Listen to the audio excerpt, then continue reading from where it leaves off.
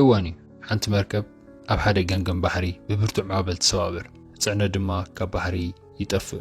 ሓደ ሰብኣይ ግና ንበይኑ ይተርፍ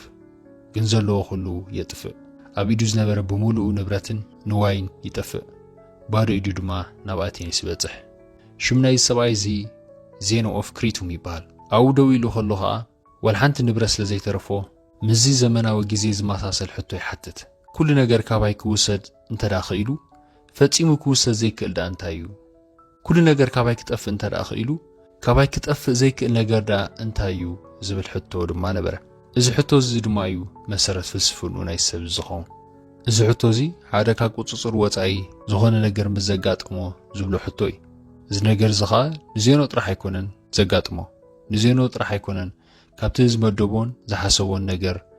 ልዕሊ ቁጽጽሩ ዝኾነ ነገር ዘጋጥሞ ስለዚ እዚ ሓዘን እዚ ናይ ዜኖ ሓዘን ጥራሕ ኣይነበረን ወይ ዝኾነት እዚ ናይ ዜኖ ኩነት ጥራሕ ኣይነበረን